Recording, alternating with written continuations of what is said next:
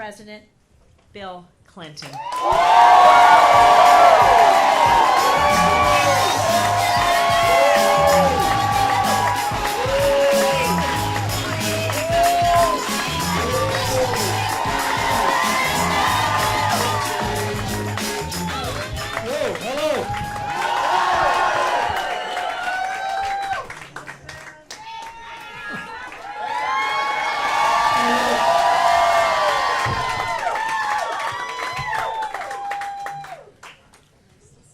Pastor West, thank you so much, and thanks for making the case for Kamala Harris. I want to say something about that in a minute that I think is really important.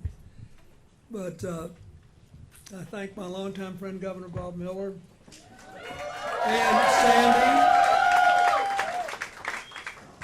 I love them, and if it weren't for them and the late Harry Reid, Landra, I don't know if I'd have won Nevada twice. It hadn't been done for a very long time by a Democrat when I won. I think Lyndon Johnson was the last Democrat to carry Nevada. So you voted for me twice, and I'm very grateful. And I want to thank Assemblywoman Cecilia Gonzalez for being here, and the co-founder of Dream Big Nevada, Astrid Silva, who was wonderful to Hillary when she ran, and I bring greetings from her, and we thank you. Now let me say a serious thing or two. I think Jackie Rosen is an extraordinary senator.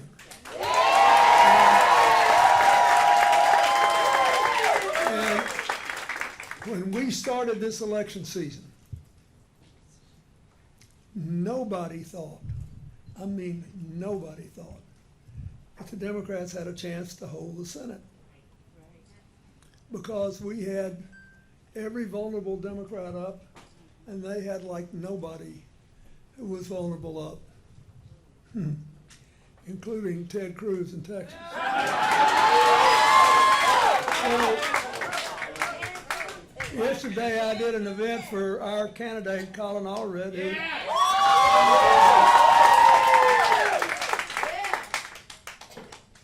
who was born and reared by a single mother,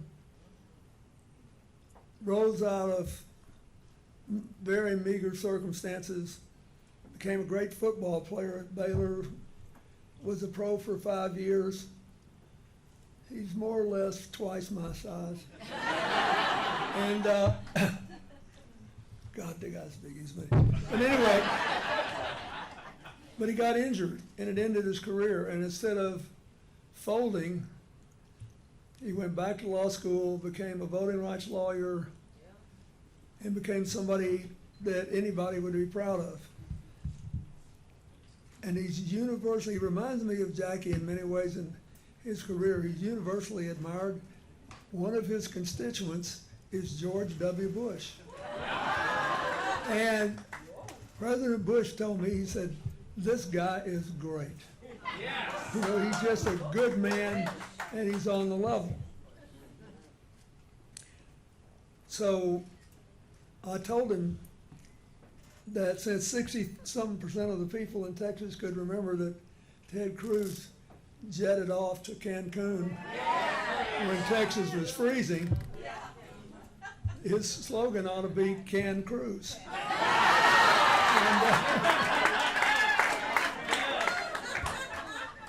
You know, I'm not very good at this, but that was pretty good. I don't have a slogan for Jackie Rosen, but I want to tell you something. She is the embodiment of what I believe we need in the way we govern. And I'll give you an example. She's one of the most bipartisan members of the Congress. She's 90% of the bills she's introduced has had at least one Republican co-sponsor. 90%. This guy who's running against her, his whole campaign is, you have to have somebody who is all Trump, all the time, no guardrails, whatever he wants is fine with me. And you know, that is not a good idea. And the United States Congress, even if you like Trump, it's a terrible idea. The U.S. Congress is supposed to have guardrails. The Supreme Court is supposed to have guardrails. He gave us a Supreme Court that basically issued the darndest ruling I ever saw, saying, oh, once you're president, you're totally immune from any action while you're in office. And by the way, whatever you do when you're in office, as long as it's in any way related to your job, cannot expose you to criminal liability. Now, as you might imagine, people like Hillary and me and Barack Obama have thought that was interesting because I can just hear him now. He's got the speech written. I took an oath to preserve, protect, and defend the Constitution. I think Hillary and Bill and Barack are a threat to America's future. And, you know, I suppose I could have them executed for treason, but I'm a really good guy, you know. So I'm going to send them to the Supermax in Colorado for the rest of their life. So I've already got a petition prepared saying, dear Mr. President, if you're going to send me away, just remember this, I'm nearly as old as you are. And I don't like the cold. So can you at least send me to some prison in Florida or someplace where it's warm? I'd take Nevada, I'd certainly, or Arizona or something.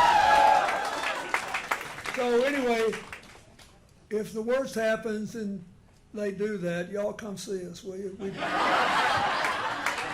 Now, we're laughing about this, but it's not funny. It is not funny at all.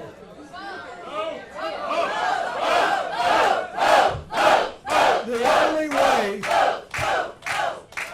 let's talk about what I think is going on, and I've had a chance to talk to Jackie about it a little bit. But I want to start, I think, just for being a leader and putting together the infrastructure bill alone is enough to justify her reelection.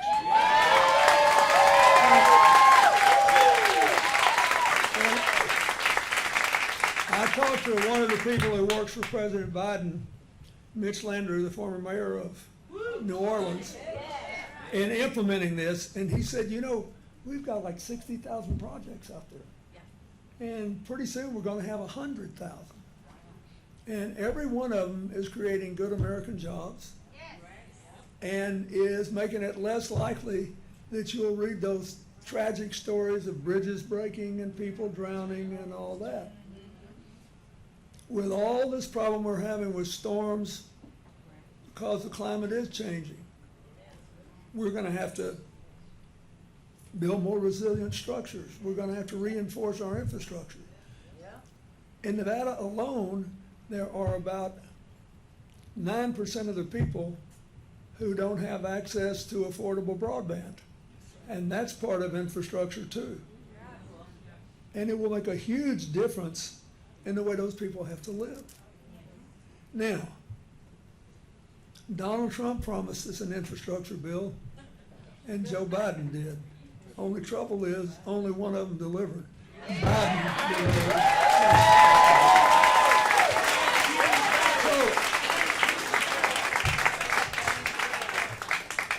The other thing I want to say is, I mean, I get this. One of the things I learned when I was president is the bigger your constituency, the longer it takes people to realize that something that affects everybody has changed. For example, when I came here running in '92, I said, look, this trickle-down economics won't work. And we're going to have to change it. And you've been eating the sugar of trickle-down economics for 12 years, and nobody's made you go to the dentist. So you're not going to be happy about everything I do, but we've got to do it to stabilize the economy. And the whole trickle-down, Kyle, is everything's a free lunch, you know. It's like Trump, just spend all the money, not worry about it. So it took 3 full years with the deficit going down before a majority of Americans would say in a poll, yes, it's going down. And Donald Trump got so lucky in 2016. And first he had Jimmy Comey helping him and Putin and all of them, but he wants to get lucky again. Let me tell you what happened. Our economy was roaring in Barack Obama's last 2 years. And you remember, Trump kept telling everybody how terrible it was. Oh, it's so terrible. So what happened? He gets elected, and all of a sudden, the sun's shining. He's the best guy I ever saw at taking credit for things. Don't blame him. Sun shines today. I made that happen. It rained yesterday. If I'd been president, it never would have happened. So he gets elected, and he has 2 good years. That's the tail end of the Obama recovery. It took a long time because the crash was so bad in 2008. And you suffered. You were one of the top 3 states in the country that suffered from what happened in 2008. So what happens now? When Joe Biden leaves office, the Biden-Harris administration will have produced the largest number of jobs in 4 years that have ever been produced in the history of the United States.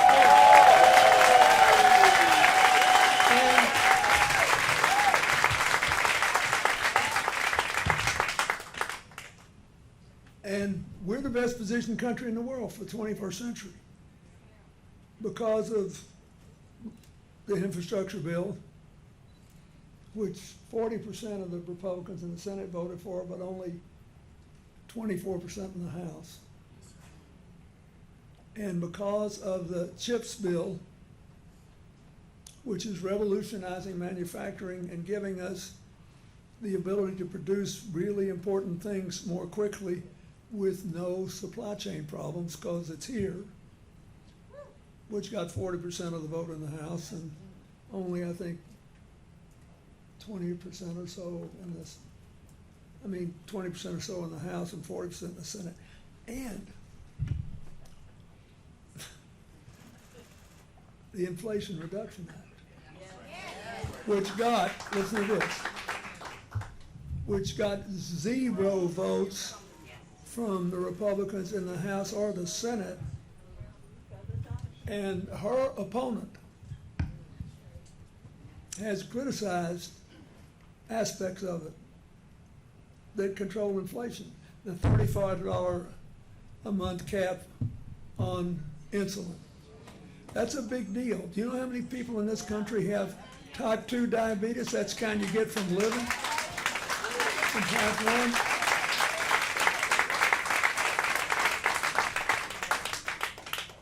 1. It has a $2,000 per year limit on how much people on Medicare pay. Now, her opponent has criticized that. And President Trump's crowd has promised to repeal it. And that'll really hurt a lot of people. Kamala Harris has promised not just to keep it, but to expand its coverage to younger people in the income groups that are not.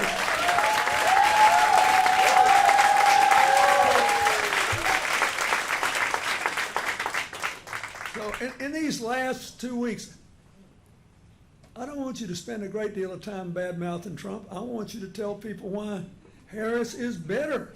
This is what they're going to do. These are the real differences. There was an amazing article in the Washington Post today that looked at 8 big issues in the campaign.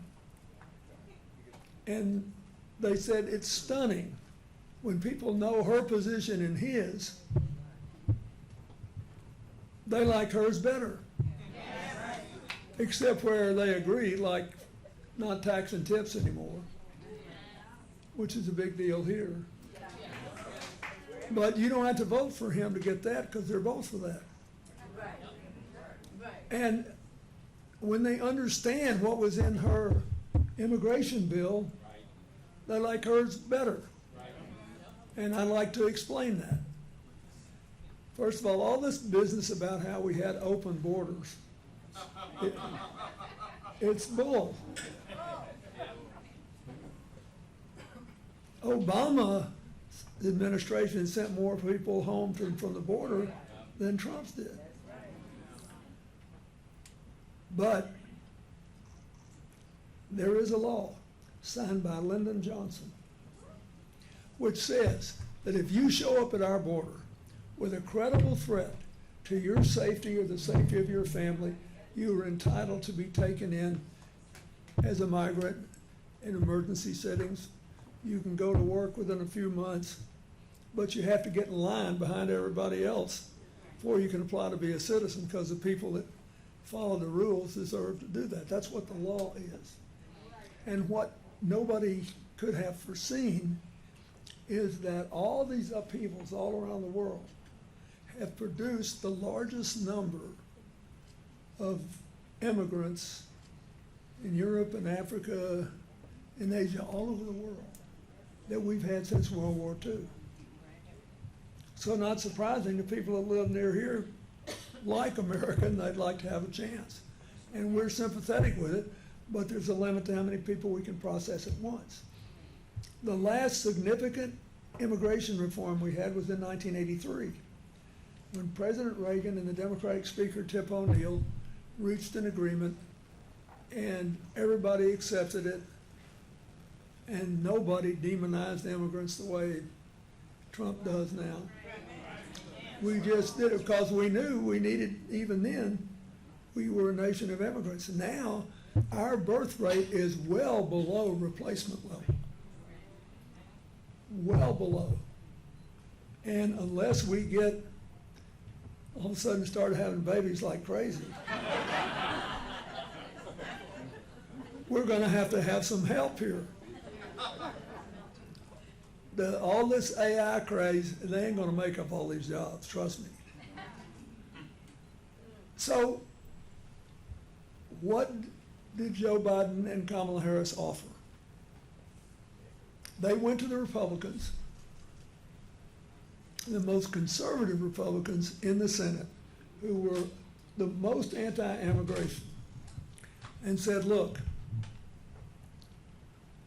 we'll let you write the part of this legislation which limits the number of immigrants for the next couple of years that we can take if the monthly total gets above X. I think it was, I don't know, 5,000 a day or something, whatever it was. Anyway, we'll let you limit it. But we want you to do something for us. We want you to let us build enough housing along the border that we don't have to divide parents and children anymore.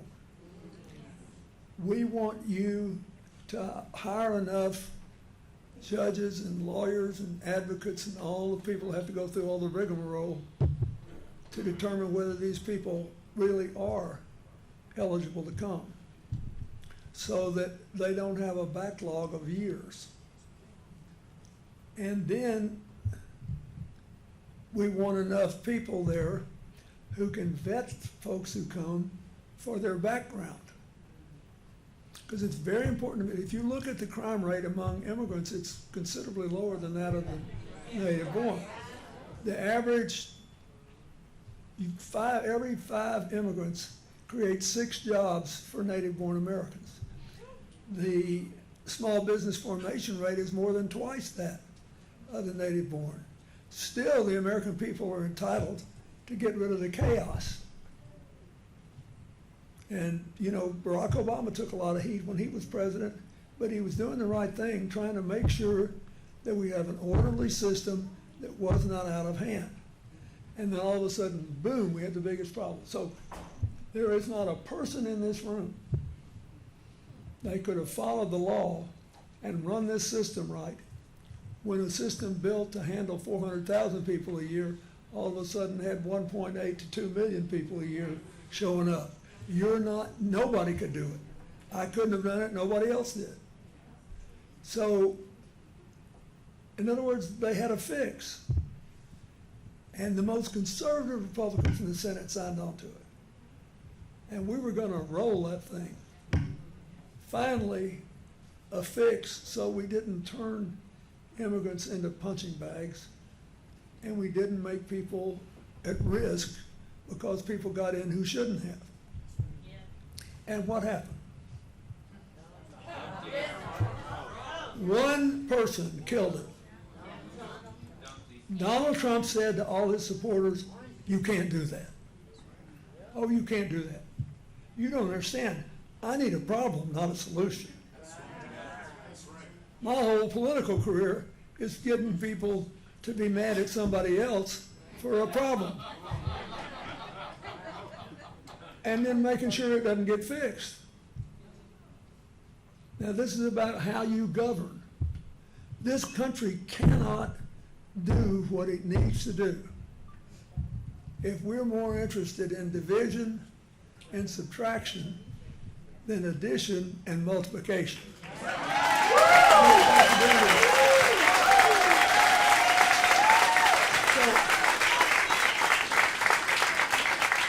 And it can be done, which I think is why I don't understand why Jackie's not winning by 20 points here.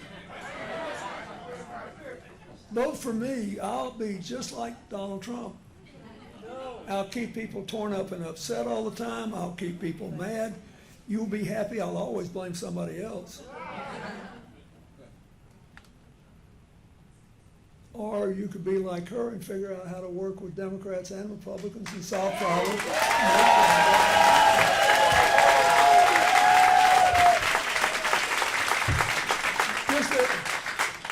Just a couple more points on Vice President. Hillary has known her for 30 years. I haven't known her for 30 years, but I've known her for a good while. And look, I'm getting pretty old to do this, even though I'm still younger than Trump.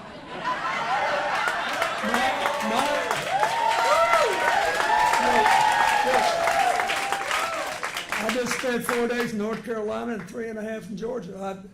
I'm doing my best here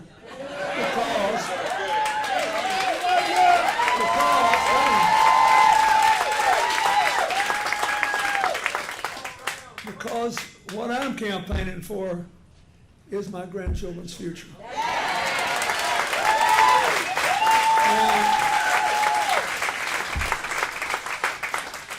And it means a lot to me. I see how hard our daughter Chelsea has worked to teach these kids to take responsibility from an early age. If you make a mistake, fess up. I'm not going to quit loving you. Dad and I love you unconditionally, but you have to fess up if you make a mistake, and then we'll try to figure out how to correct it and not make it again. Be kind, be brave. Treat everybody the same. And I do not want them to grow up in a country where there's one set of rules for the dominant class and another set for everybody else. If you believe in addition and multiplication, the only way it works is if we all live under the same set of rules. If we all look at here and say, look at the diversity in this crowd. This is good. Diverse groups make better decisions than the minority.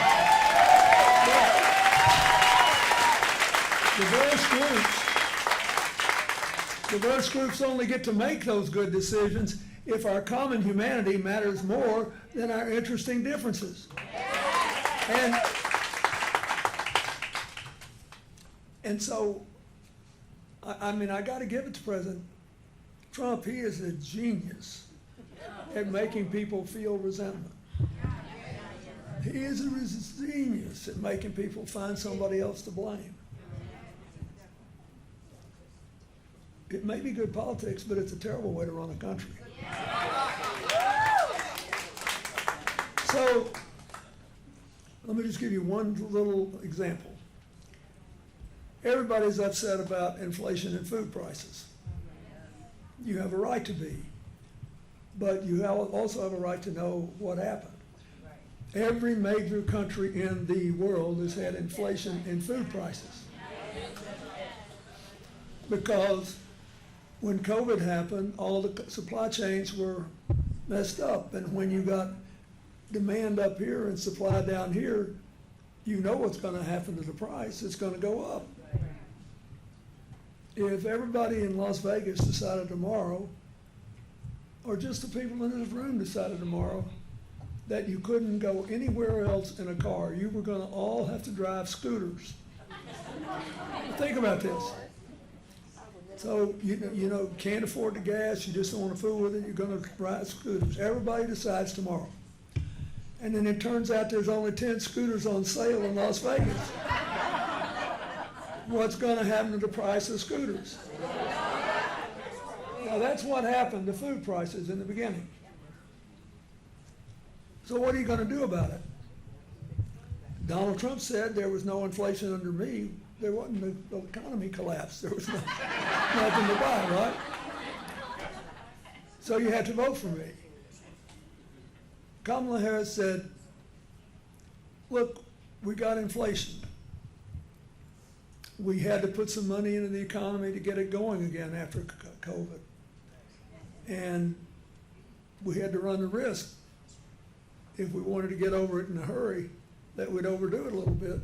But the main problem is the supply chains. So now they get rebuilt and inflation is tailing off, but things are still higher than they were. The only person running in this whole race who has made a practical solution to put on the table is Kamala Harris, because she was an attorney general and she knows that nearly every state in the country, red and blue, has a price gouging law. Like if you can prove somebody that is not in a competitive situation, they got a dominant situation, and they're charging you way more than their price, you can get them to lower the price. You can take them to court and lower the price. We never had a national price gouging law, but the grocery business today is largely organized around a relatively small number of us who shop from independent grocers. They get their money for their food from distributors, and they're totally at the mercy of what the distributors charge them. And then most Americans get their food from one of 5 big chains with millions and millions and millions and millions of customers. So they typically earn between 2% and 4% profit. Sounds like a small margin, but if you got 100 million customers, going from 3 to 4% is a big deal. And that money all comes out of the hide of the people buying the food. So what Kamala said is, look, I'm not going to accuse anybody of anything. And I don't want anybody to go broke. But we deserve, it's been a good while now since we've had our supply chain back up, and we deserve to know. And if the Justice Department can look into these things, we will know. And if the grocers know this is going to happen, they'll be a lot more reluctant to raise prices of what should be done.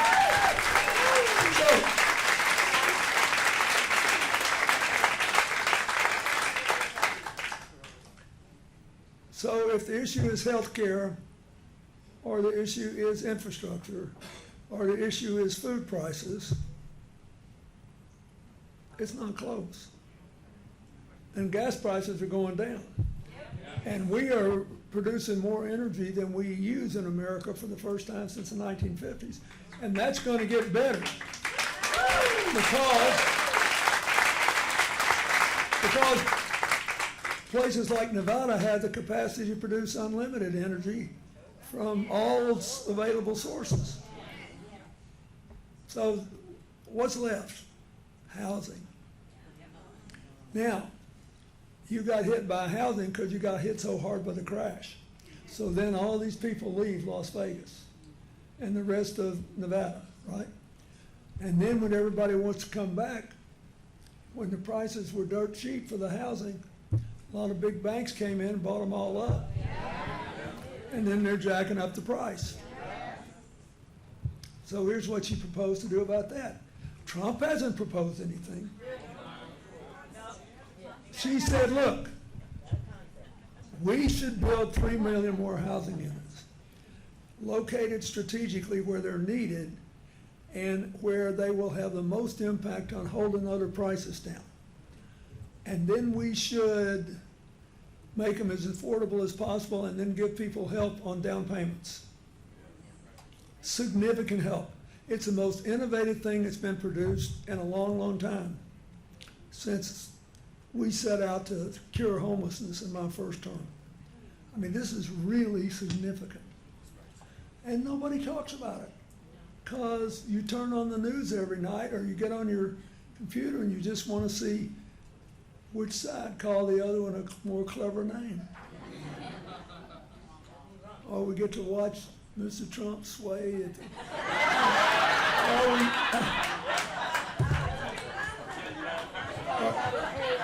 but look, we're laughing, but it ain't funny if somebody stays home because they don't know what's at stake. It's not funny if somebody buys the Trump argument that you have to vote for me because of inflation. It's not funny if you wake up the next day and you say, oh my God, I got to worry about the Supreme Court again. They just had the most right-wing term in 100 years. You'd think that would be enough, but it's not. So that's what I want you to think about. And again, I know there's not a lot of votes in this, but it really bothers me that he is going to be totally unaccountable if he gets elected. That Supreme Court gave him a green light that, you know, I never dreamed I had. And I shouldn't have. And, you know, now everybody knows what they got to do to get close to him. When he says, you're going to believe me or your lying eyes, you have to say, you, master. Poor old J.D. Vance, I felt sorry for him. He made all that money in the tech business and grew up kind of like I did in an alcoholic home and didn't have a lot of money. And all of a sudden he goes off and goes to Ohio State, was in the military, and then got to go to Yale Law School and get rich. But the one thing that I didn't do when I went to that law school is forget basic arithmetic. And he says last week, finally, he broke the last little shred of independence he had, was he would not say that Biden was not the true winner of the election until last week, but he knew the price. So he said, yep, Trump won in 2020. That means who's going to be in the room? You know, I think Al Gore was a great vice president. And one reason I picked him for two reasons. One, he knew things I didn't know. He knew more about weapon systems. He knew more about the details of nuclear energy, even though I knew quite a bit about that. And one reason I sided with you on that is that the oldest continuously operating nuclear power plant in the U.S. is in my native state. And we did need some place to put the waste. But I also know I live in a state with a big earthquake fault, just like you do. And anybody who ever looked at the map in Nevada would say they want to put this thing here because they don't have many electoral votes. because nobody in their right mind would endanger all the assets you've got in this state with the fractures you might have in the ground. So that's it. If you look at the environment, if you look at the education, I haven't even talked about that. They want to get rid of the Department of Education.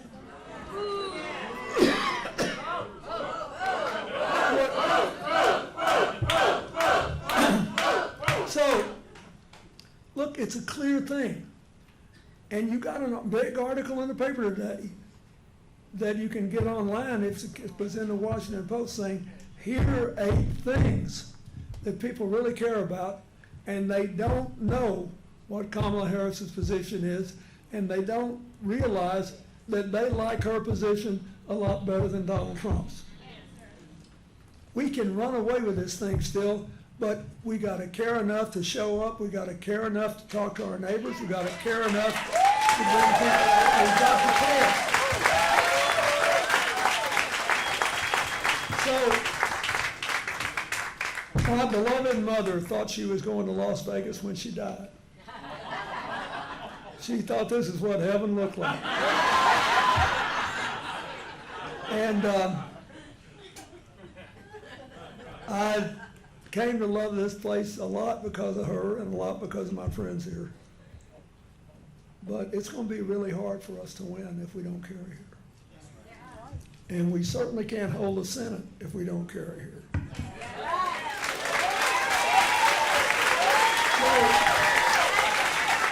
So I will say this, go out and talk to people. Yes, sir. And don't get mad. And don't do what Trump and his friends do. Don't call anybody any names. Just say, look, I'd like to talk to you about this. I'd like to explain why I feel the way I do. You'll be surprised. You will have some success, and we'll have a great victory, but it's all up to you. God bless you. Thank you.